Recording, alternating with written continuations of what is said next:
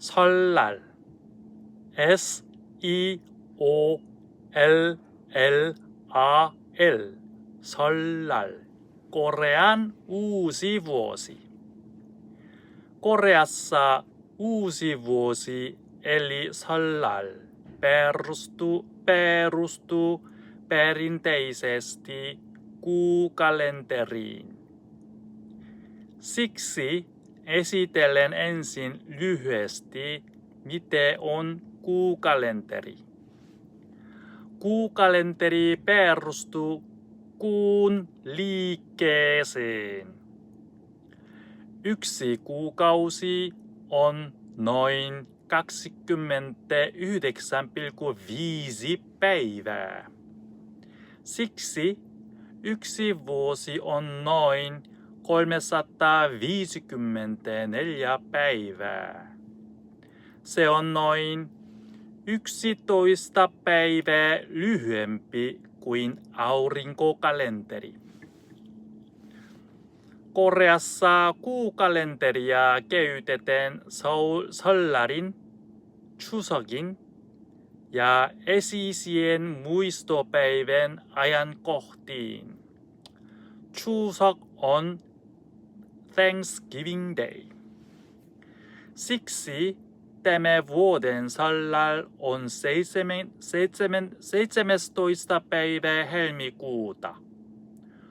Vuonna 2026 설날인 lomajakso on 14–18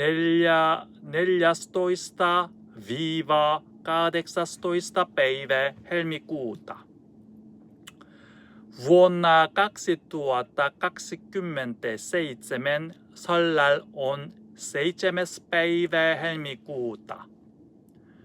Kun olin opiskelija Seoulissa, vanhempani ja perheeni asuivat Jejussa.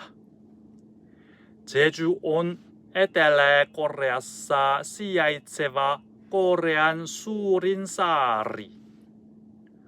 Seoulista Jejun täytyy lentää noin tunnin ajan. Jejun lentokentälle laskeutuu noin 470 lentokonetta päivässä. 설날인 lomalla perheet kokoontuvat vanhempien kotiin. 2 päivää ennen 설날lia koko perhe valmistaa ruokaa. Ruokaa tehdään perinteisellä tavalla. 설날인 aamuna ruoka asetetaan suurella pöydällä. Pöydän eteen laitetaan kuolleiden perheenjäsenten kuva tai nimi. Perheenjäsenet kumartavat vuorotellen.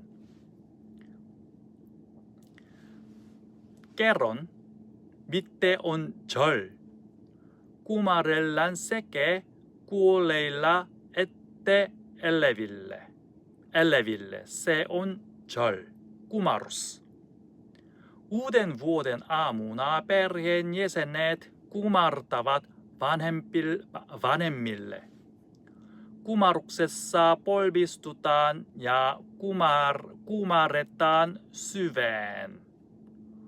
Kumaruksella osoitetaan uuden vuoden tervehdyksen ja kunnioitus. Aiemmin ihmiset uskoivat, että kuolleet perheenjäsenet syövät yhdessä elävien kanssa. Tämä ateria on elävien tapa kunnioittaa kuolleita. Kumarusten jälkeen perhe syö yhdessä. Näin 설날인 juhla päättyy. Kiitos! Näkemiin!